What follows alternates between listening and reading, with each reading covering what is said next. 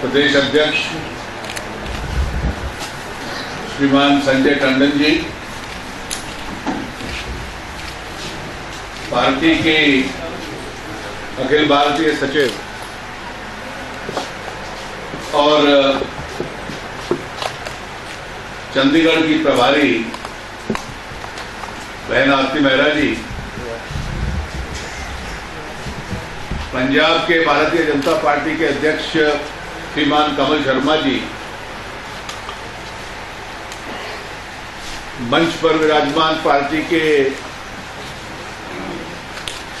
वरिष्ठ नेता श्री सत्यपाल जैन, श्री हरमोहन धवन, पार्टी के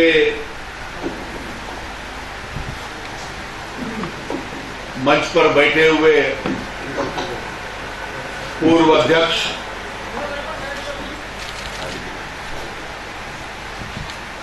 अन्य वरिष्ठ नेतागण और प्रदेश कार्य समिति के सदस्यगण, मित्रों,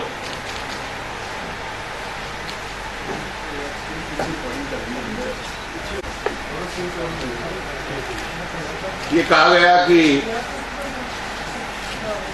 चाय और जलपान की प्रतीक्षा है। अब जब ये घोषणा पहले हो जाए तो वक्ता के लिए संकेत होता है कि छोटा बोलना।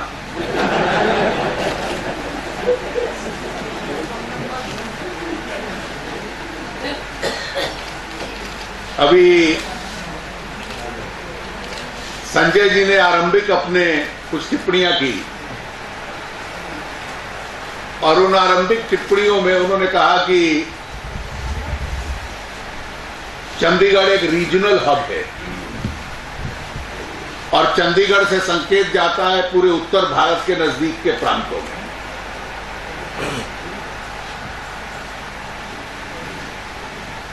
मैं चंडीगढ़ का महत्व इससे थोड़ा अधिक मानता हूं। अधिक इसलिए मानता हूं कि देश के बड़े नगरों में पिछले कई वर्षों से जो परिवर्तन हुआ है, चंडीगढ़ भी उस परिवर्तन का एक गवाह है। एक आर्थिक सिद्धांत है कि जहां आर्थिक गतिविधि अधिक होती है, इकोनॉमिक एक्टिविटी होती है, वहां अन्य स्थानों से लोग आते हैं और जो आरंभिक स्वरूप होता है उस नगर का वो नहीं रहता। मुंबई का बदला है, दिल्ली का बिल्कुल बदला है, पंजाब के कई शहरों का हम बदलते हुए देख रहे हैं और स्वाभाविक है कि चंडीगढ़ का भी बदला है।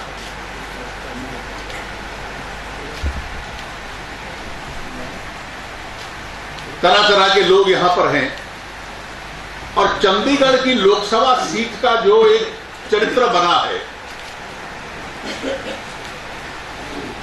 देश भर का राजनीतिक ट्रेंड और दिशा क्या होगी, चंडीगढ़ की सीट उसका संकेत देती है। जिस दिशा में चंडीगढ़ की राजनीतिक यात्रा बढ़ती है, देश का पॉलिटिकल मूड उस दिशा में जा रहा है, इसका संकेत अब आपको चंडीगढ़ से मिल जाएगा।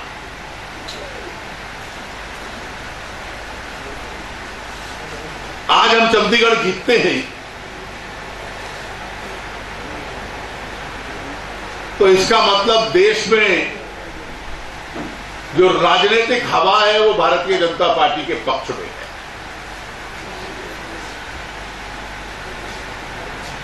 एक बात तो स्पष्ट है कि देश की राजनीतिक हवा इस वक्त कांग्रेस के पक्ष में नहीं है और क्योंकि कांग्रेस के पक्ष में नहीं है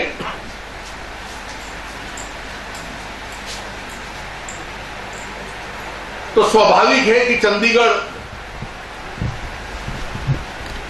में उनकी कठिनाइयां बढ़ती जाएंगी।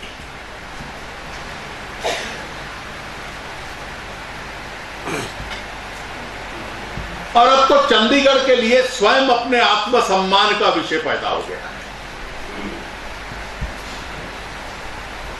ये जो आने वाला लोकसभा का चुनाव होगा,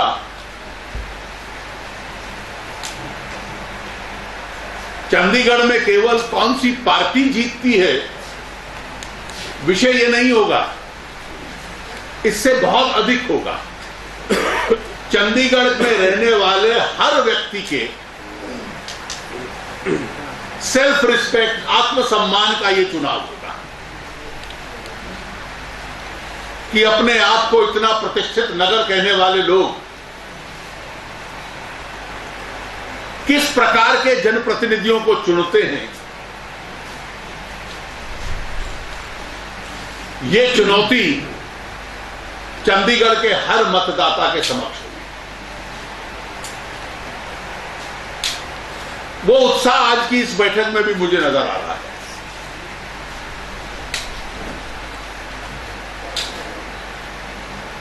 आज पार्टी का एक एक प्रमुख नेता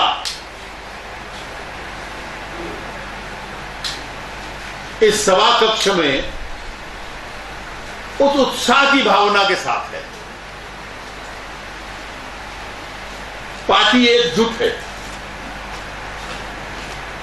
और इसलिए यहां केवल जीतना है हमें, इतना नहीं है, एक बहुत बड़ी मात्रा से जीतना है।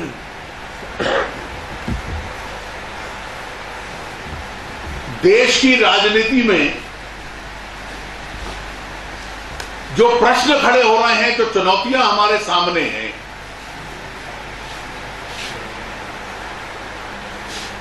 चंडीगढ़ में प्रत्यक्ष रूप से वो हमारे समक्ष है।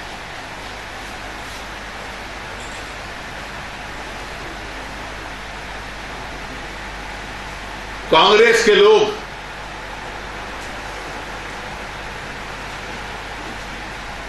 और सीबीआई के अधिकारी शायद इस गलतफहमी में हैं कि जो एक पार्टी शासन कर रही है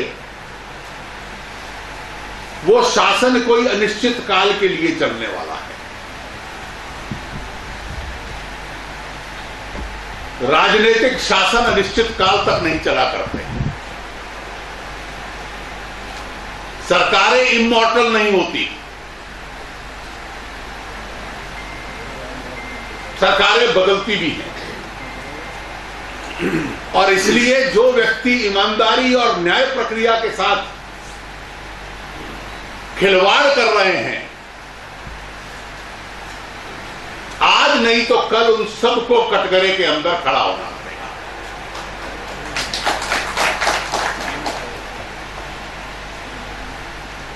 ये आज तक समझ में आने वाला विषय नहीं है कि जो अपराध का मूल दोषी हो उसको अपराधी न बनाकर उसको गवाह बना दिया जाए।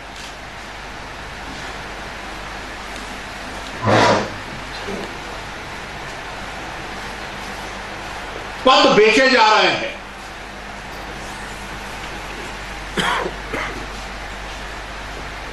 ये तो हम सब के लिए एक नई जानकारी थी कि इस सरकार के पद चंडीगढ़ से बिका करते थे।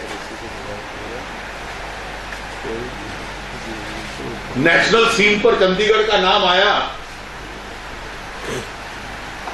तो इस कलंक के नाते आया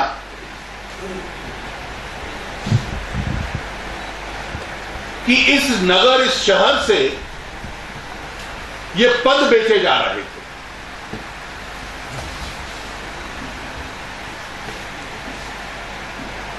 हाल में जो टेलीफोनिक कॉन्वर्सेशंस सार्वजनिक हुई और सामने आई,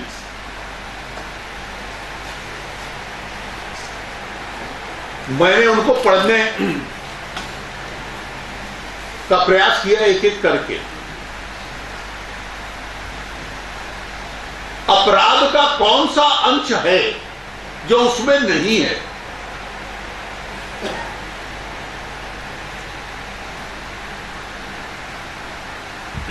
रिश्वत देने वाला किसको रिश्वत देता है? जो उसका काम करेगा। पूरे कॉन्वर्सेशंस पढ़ लीजिए और जो फाइल की मूवमेंट है उसके साथ मेल लीजिए, दोनों ओवरलैप करते हैं।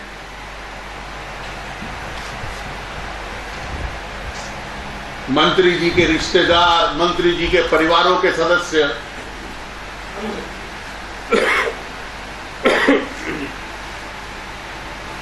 सबकी आवाज है, सबका जिक्र है। मंत्री जी के साथ मीटिंग्स का जिक्र है।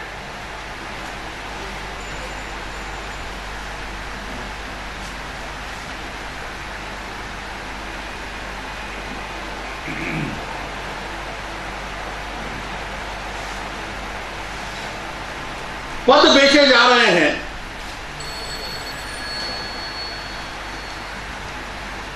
अधिकारियों की नियुक्ति पैसा लेकर की जा रही है, करोड़ों रुपए लेके।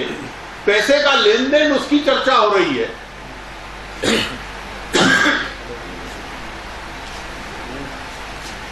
और कह दिया जाए कि भाई उनको मालूम नहीं था, उनके घर से होता है।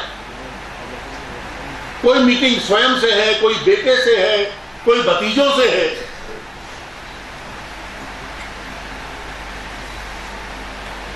सारा कुनबा पोस्टिंग्स के एक उद्योग को चलाने में लगा हुआ है।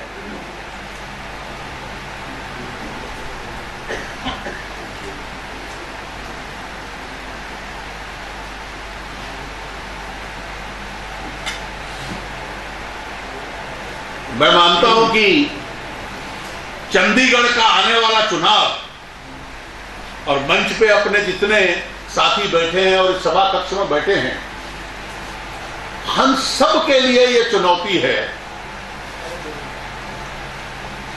विषय बहुत हैं, लेकिन अगर देश का एक चुनाव क्षेत्र ऐसा होगा जहां केवल और केवल भ्रष्टाचार विषय होगा तो वो चंडीगढ़ होगा। और चंडीगढ़ की जनता के सामने नैतिकता का ये बड़ा प्रश्न खड़ा कर दीजिए।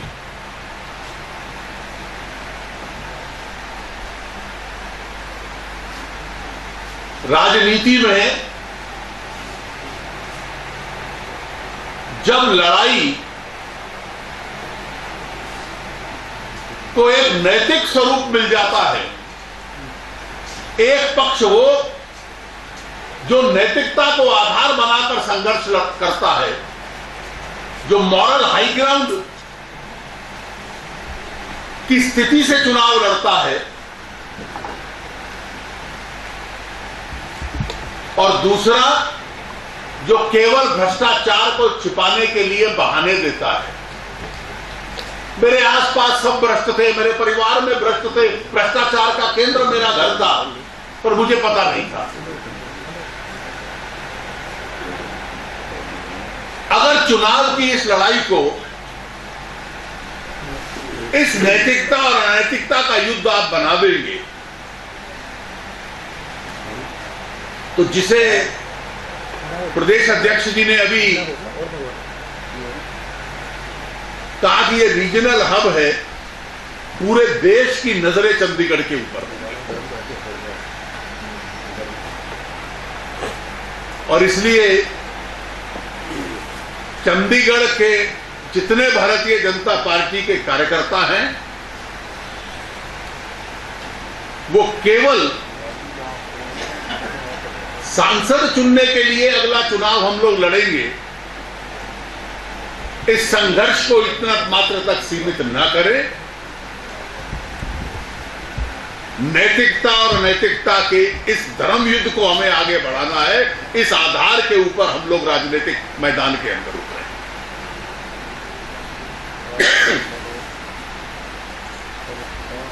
आज क्या कारण है कि यूपीए की इस सरकार की विश्वसनीयता गिरी?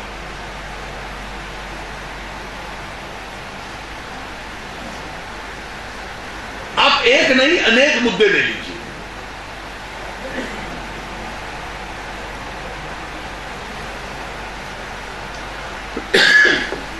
आज बिजली का संकट है देश में,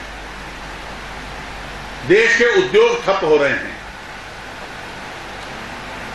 बिजली की पैदावार के लिए कोयला चाहिए, बिजली के कारखानों में कोयला नहीं है, और यह यूपीए की सरकार कोयले का आवंटन करती है बिना किसी आधार पे, बिना किसी नीति के। जो कांग्रेस के प्रमुख नेतागण थे वो जिसको लाते थे, ये जो आप अभी संजय जी उदाहरण दे रहे थे प्रीपेड सिम कार्ड का, सही मायने में कोयला खदानों का आवंटन उसी तरीके से हुआ। जो स्क्रीनिंग कमेटी थी उनके पास स्लिप चली जाती थी कि ये नाम है, और ये उन लोगों के नाम होते थे जिनके साथ कांग्रेस के प्रतिनिधियों की बातचीत हो चुकी है, और उस बातचीत का क्या आधार है इसकी हम कल्पना ही कर सकते हैं।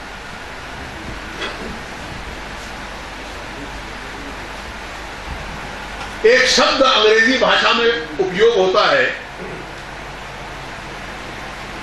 अक्सर पहले वामपंथी किया करते थे, क्रोनी कैपिटलिज्म, कि पूंजीवाद इस तरीके से चलाइए कि अपने का केवल लाभ हो जाए। कांग्रेस के नेता और कार्यकर्ता केवल नाम उधार देना है, किराए पर देना है अपना नाम, नेम लेंडर्स बन गए थे, रेंटियर्स बन गए थे,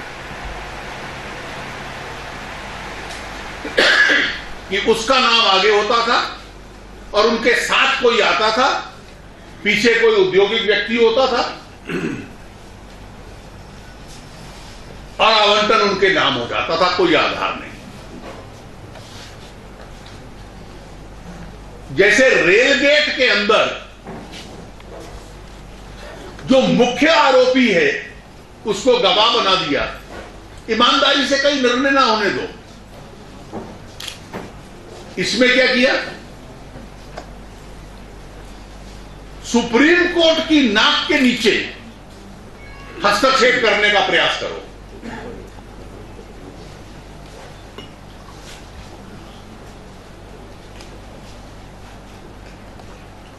जो report, status report supreme court में जा रही है उसमें अदला बदली कर दो, तथ्य सामने आ गए। और बचाने का किसको प्रयास था, प्रधानमंत्री कार्यालय के अधिकारी, कोयला मंत्रालय के अधिकारी सब बैठे हैं, जिनके खिलाफ जांच हो रही है, वो सीबीआई को आदेश दे रहे हैं कि अपनी रिपोर्ट में क्या लिखो क्या ना लिखो।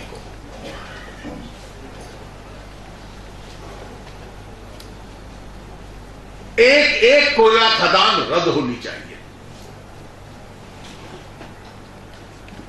और जब रद्द होंगी तो जो लोग हमारी आलोचना करते थे कि कोयला खदान के मुद्दे पर संसद का सत्र नहीं चलने दिया,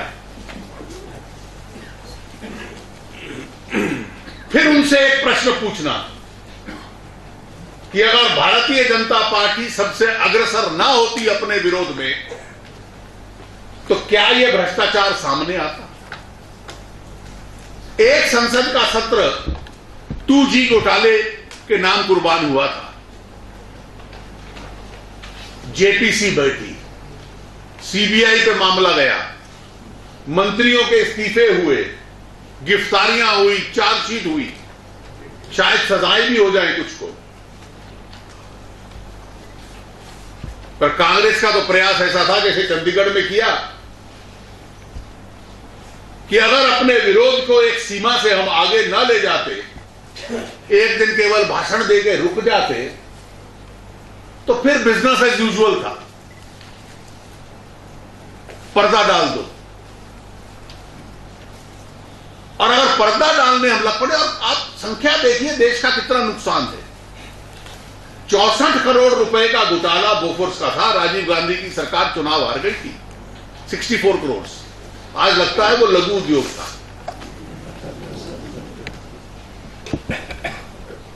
कोयले में नुकसान हुआ तो 1,85,000 करोड़। 2G में अगर नुकसान हुआ तो 1,76,000 करोड़।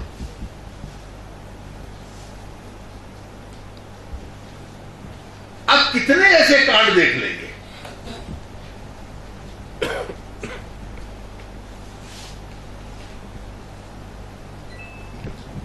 आज ये प्रश्न, और इसमें सीबीआई का काम क्या है कि किसी ना किसी तरीके से इस सरकार को बचाने का काम कीजिए।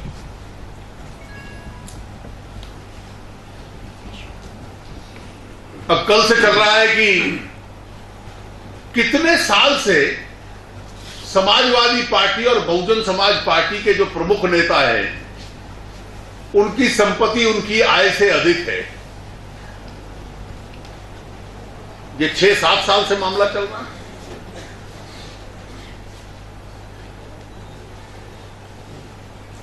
अगर इस सरकार को बचाने का किसी चीज ने काम किया है तो इन दोनों मामलों ने किया है।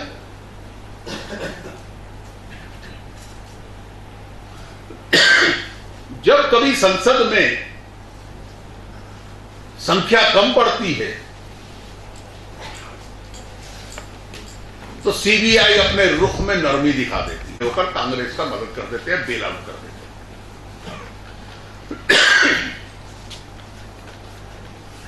अब कहा जा रहा है, मैंने कल सुना टेलीविजन के ऊपर, ये एक रिपोर्ट तैयार की है कि समाजवादी पार्टी के नेता के परिवार के पास जो बहुत अधिक संपत्ति है वो लोगों ने गिफ्ट के रूप में दी थी।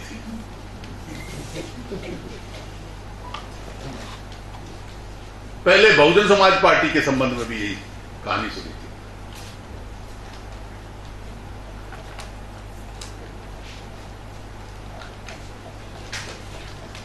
अब कहीं ब्राइब देकर विटनेस बन जाता है, कहीं ब्राइब गिफ्ट बन जाती है। इस देश का नैतिक स्तर कहां लेकर आ रही है ये सरकार?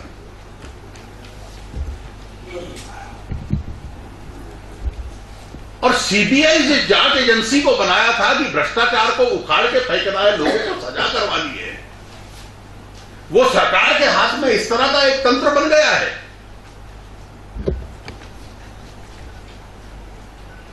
राजस्थान में, गुजरात में अगर हमारे नेताओं को तंग करते हैं, ये जो चंडीगढ़ वाली टेलीफोनिक कॉन्वर्सेशन है ना, इसका 1% सबूत भी अगर होता हमारे किसी नेता के खिलाफ तो सीबीआई का क्या रुख होता वो स्पष्ट हो जाता देखने में।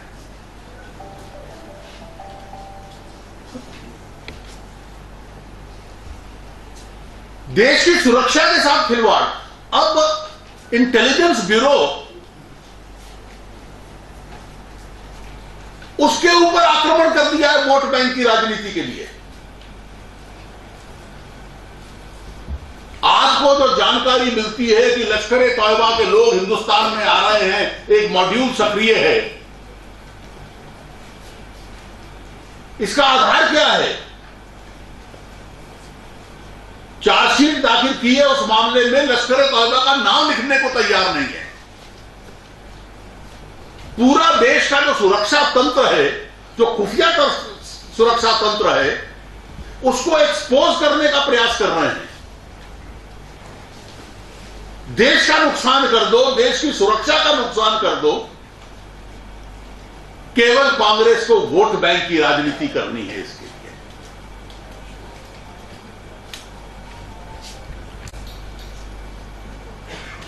वोट जनता देती है और इसलिए अब तो कुछ महीनों का प्रश्न रह गया है इन लोगों से मुक्ति प्राप्त होने का, और इसलिए हम सब हिम्मत के साथ तैयार हो जाएं। अगले कुछ महीनों में जिसके पास इस देश की सही ताकत है, इस देश की जनता, उस तक अपने संदेश को लेकर हम पहुंचने का काम करें। अब देश की आर्थिक हालत देखिए।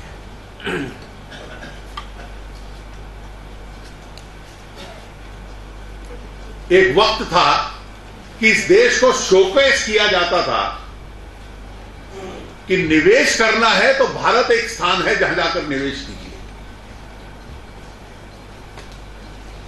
अटल जी की सरकार के दौरान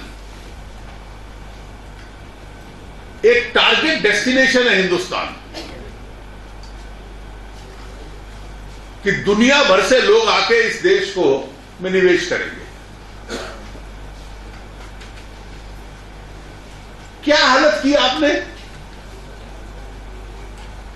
अब पिछले सप्ताह इन्होंने 13 क्षेत्रों में कहा कि हमने लिबरलाइज कर दी है विदेशी निवेश की जो नीति थी, एफडीआई की पॉलिसी।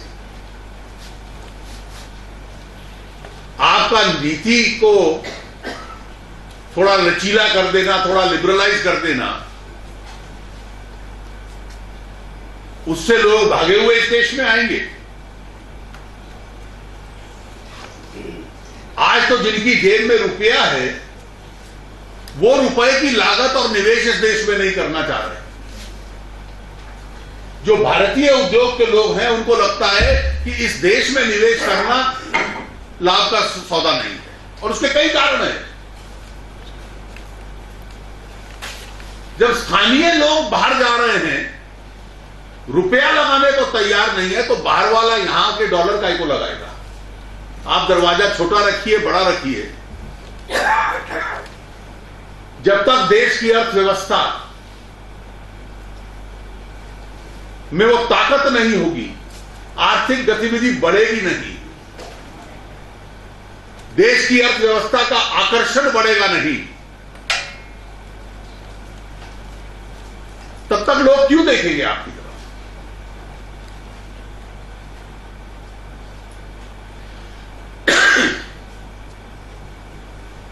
डॉलर की कीमत कहां चली गई?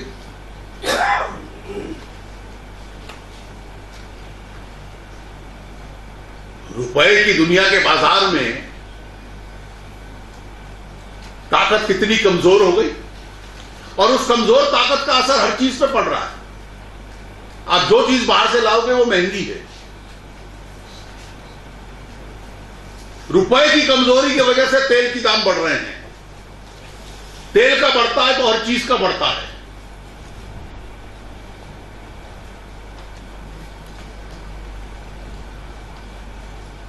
जो उद्योग लगाएगा, अगर उद्योग लगाना उसका महंगा हो गया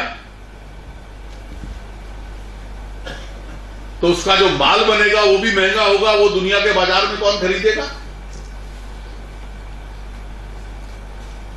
ये तो चक्कर चलता रहेगा। और इस सरकार के पास कोई सोच नहीं बची। The government seems to have run out of ideas. परसों प्रधानमंत्री जी कह रहे थे कि 1 बैड ईयर,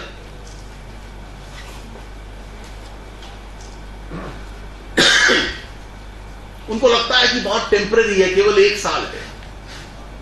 ये तो 3-4 साल से स्थिति ऐसी चल रही है। और जो आरंभिक वर्ष यूपीए के थे उसमें जो ठीक चली वो पुरानी नीतियों की वजह से चली। नई नीति तो कोई बनाई नहीं इन्होंने। किसी मरीज का इलाज हो जाए, इसके लिए आवश्यक होता है कि पहले वो ये स्वीकार कर ले कि उसका स्वास्थ्य ठीक नहीं है। प्रधानमंत्री जी के अभी हाल के भाषण से ये नहीं लगता कि उनको ये कल्पना है कि देश के अर्थव्यवस्था का स्वास्थ्य ठीक नहीं है। कीमतें आसमान छू रही हैं, अर्थव्यवस्था में प्रतिस्पर्धा नहीं रही, नॉन कम्पिटिटिव होती जा रही है।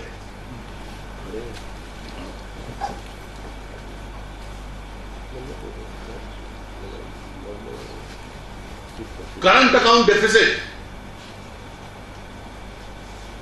अनमैनेजेबल है।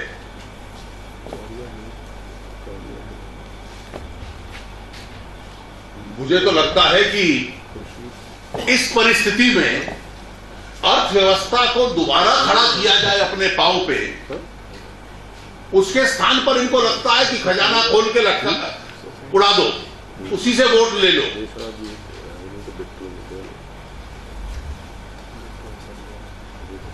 शायद परिस्थिति ये आएगी जब ये सरकार जाएगी कि इस देश की अर्थव्यवस्था को कंगाली के हाल में छोड़ के जाएगी।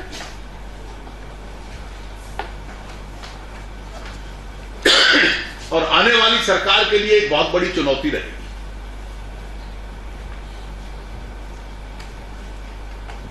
देश के अंदर सुरक्षा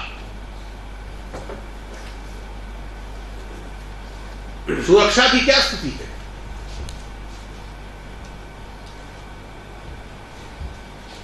आज देश के मध्य में इतना बड़ा एक क्षेत्र माओवादियों की गिरफ्त में है।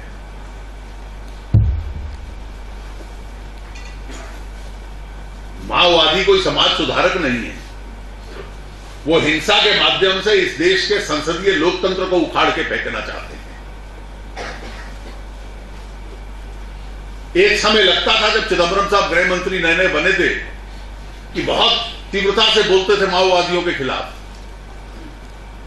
तो कांग्रेस संदेश, कांग्रेस की एक पत्रिका है, उसमें सोनिया जी ने एक कांग्रेस कार्यकर्ताओं के नाम खुला पत्र लिखा। दिग्विजय सिंह, मणिशंकर अय्यर इन्होंने बयान दिए और एकदम केंद्र की लड़ाई माओवाद के खिलाफ ठंडी हो गई। और उस लड़ाई में ये कह दिया, राज्य लड़े, आपको कोई सुरक्षा दल चाहिए होंगे तो हम दे देंगे।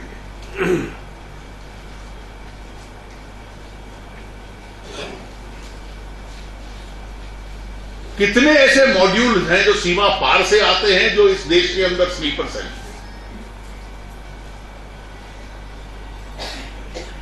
और सक्रिय हैं। आप तब तक आतंक के खिलाफ लड़ाई को जीत नहीं पाओगे जिस दिन आतंक के खिलाफ की लड़ाई, हिंसा के खिलाफ की ये लड़ाई, आप जो एंटी टेररिज्म कदम चाहिए उसके आधार पर नहीं लड़ोगे। अगर इस लड़ाई को आप वोट बैंक की राजनीति के साथ जोड़ देते हो तो ये लड़ाई अधूरी रहेगी। और इस देश का दुर्भाग्य यह है कि इस यूपीए ने हमेशा आतंक के खिलाफ लड़ाई को वोट बैंक की राजनीति के साथ जोड़ा। टाडा इसलिए वापस लिया, पोटा इसलिए वापस लिया।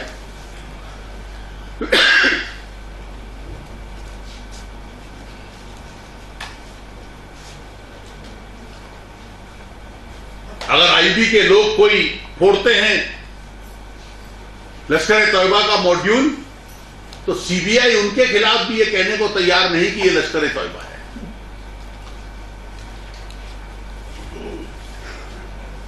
जो सरकार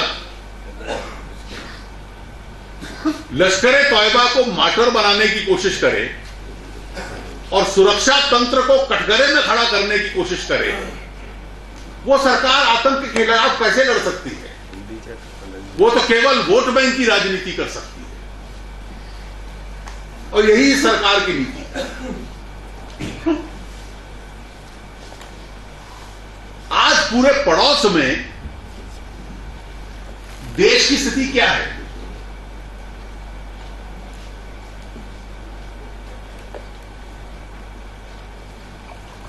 पाकिस्तान हमारे जवानों का सर काट सकता है,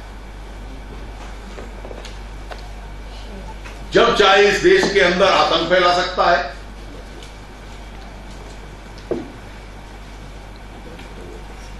और प्रधानमंत्री जी एक तरफा दोस्ती का हाथ बढ़ाकर खड़े रहते हैं। अटल जी ने 2004 की जनवरी में मुशर्रफ साहब से समझौता किया था कि बातचीत तब चलेगी अगर पाकिस्तान की भूमि भारत के खिलाफ आतंक के लिए प्रयोग नहीं होगी। एक कंडीशन लगा दी थी और मुशर्रफ साहब ने उसको स्वीकार किया। यहां शार्म शेख में जो वक्तव्य आया प्रधानमंत्री जी का और पाकिस्तान की तरफ से संयुक्त,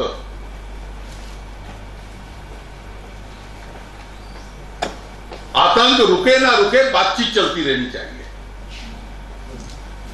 क्या मजबूरी थी?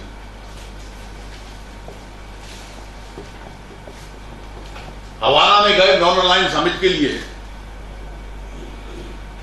तो कहा कि Pakistan is also a victim of terror. तो जो वो कहना चाहते थे वो पैरवी हम कर रहे थे।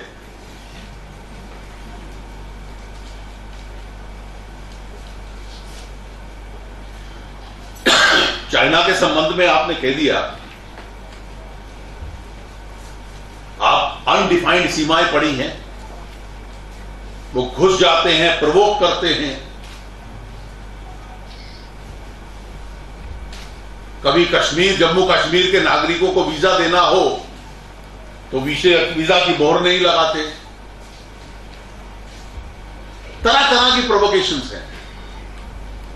कोई हमारे सेना का अधिकारी या राष्ट्रपति अरुणाचल जाता है तो चाइना विरोध करता है।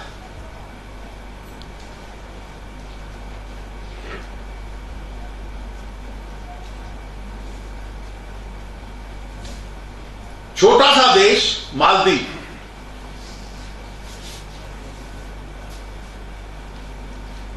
इंडियन ओशन की सुरक्षा उस पर निर्भर है। सैकड़ों छोटे छोटे टापू हैं, आइलैंड्स हैं। हमारे देश की सुरक्षा के लिए बहुत महत्व है। आज वो हमें आंखें दिखला रहा है।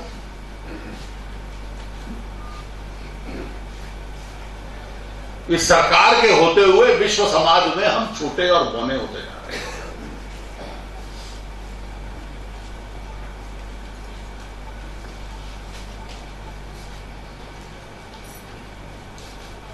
मित्रों, इस परिस्थिति में चुनाव है और इस परिस्थिति में अगले 4-6 महीने इस देश की राजनीति आगे बढ़ने वाली है।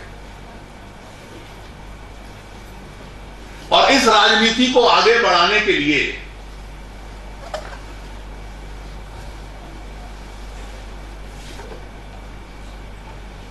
क्या क्या होना चाहिए? एक सरकार विरोधी भावना है, एंटी इनकम्बेंसी है। 2 टर्म्स की एंटी इनकम्बेंसी है। किसान सरकार से पीड़ित है, अर्थव्यवस्था में गतिविधि नहीं रही, उत्साह नहीं रहा, देश की प्रतिष्ठा गिरती जा रही है।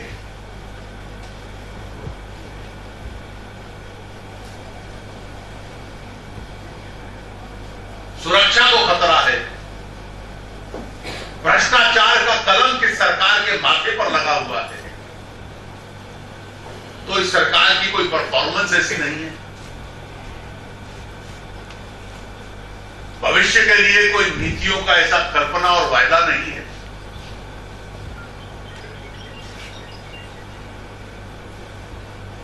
कोई प्रेरित करने वाली, उत्साहित करने वाला नेतृत्व तो नहीं है।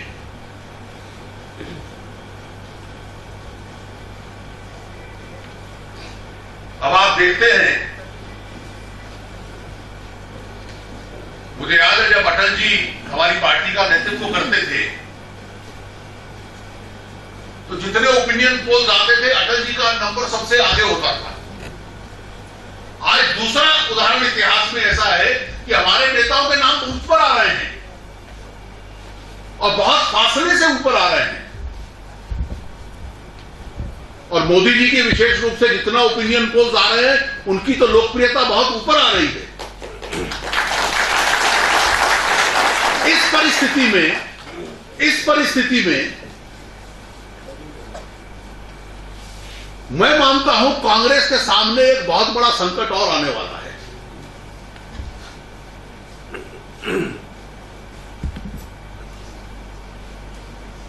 जो नेतृत्व अब जा रहा है वो प्रेरित नहीं करता, इसलिए उनको आगे रख नहीं सकते। जिसको लाने का प्रयास है उसमें वो ताकत नहीं दिखती और इसलिए कहते हैं हम बिना नेता के लड़ेंगे। सबसे कमजोर राजनीतिक लड़ाई होती है जो लड़ाई से पहले लड़ाई से बचने की कोशिश करे। When you try and duck a political fight, आधी लड़ाई आप उस वक्त हार जाते हैं। या डायनेस्टिक डेमोक्रेसी होगी। ये दुनिया का सबसे बड़ा लोकतंत्र है और इसलिए ये स्वाभाविक है कि इस बहस को हम आगे बढ़ाएं। भारतीय जनता पार्टी ने जितना अपना नेतृत्व निकाला है, चाहे अटल जी अडवाणी जी थे, चाहे हमारी नई पीढ़ी के जो नेता आ रहे हैं, वर्षों तक दशकों तक काम करके एक कार्यकर्ता के हजूम को टोली को नेतृत्व करके अपनी क्षमता के आधार पर आते हैं। हमारी पार्टी में नेतृत्व में आगे बढ़ना इतना सरल नहीं होता कि कोई एक परिवार में से आया और वो एक दिन में नेता बन गया। ऐसी स्थिति नहीं है, ऐसा सौभाग्य हम में से किसी का नहीं है।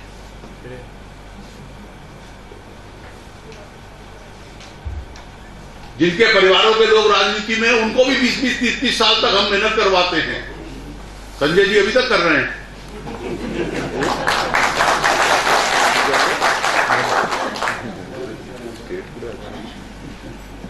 वो कह रहे हैं कि मेरा तो राज्य भी बदल दिया, पंजाब से चंडीगढ़ भेज दिया मुझे। ये एक नेतृत्व की पहचान है और इसलिए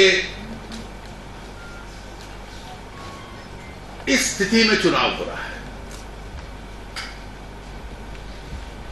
जिस तरह से चुनाव का ये राजनीतिक एजेंडा बन रहा है,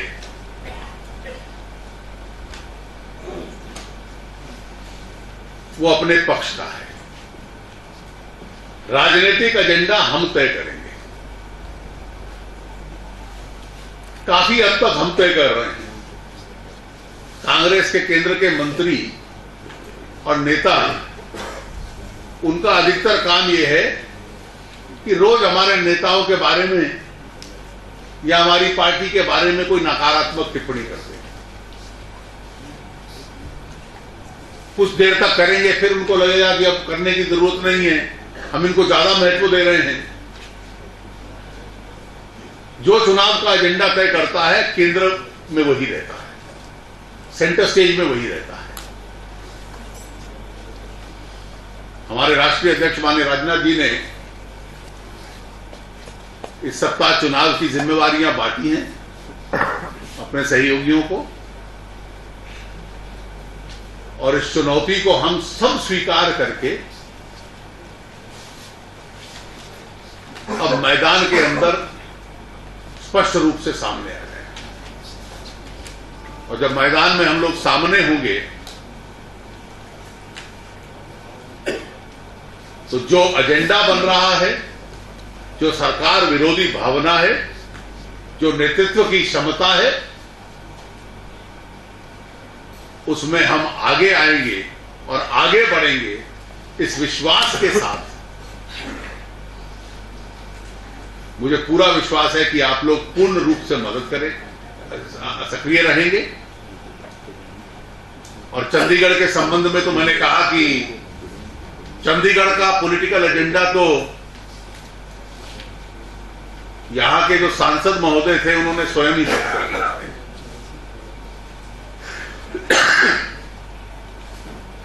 और इस पॉलिटिकल एजेंडा पर निश्चित रूप से आप जीतेंगे।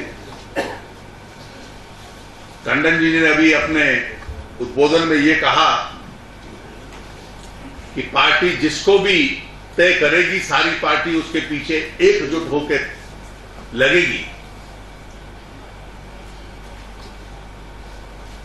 इसको चुनौती के रूप में आप स्वीकार कीजिए और निश्चित रूप से बहुत अच्छी सफलता आपको मिलेगी इस चुनाव में। इस सब के लिए मैं आपका बहुत बहुत अभिनंदन करता हूं।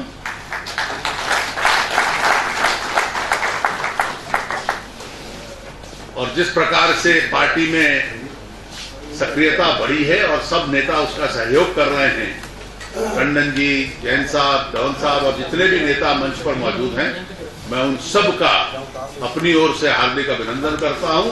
और अगले कुछ महीनों तक इसी गति और तीव्रता के साथ हम लोग लगे रहे तो निश्चित रूप से सफलता हमारे सामने आएगी। आप सबका बहुत बहुत धन्यवाद। अरे यार बैठे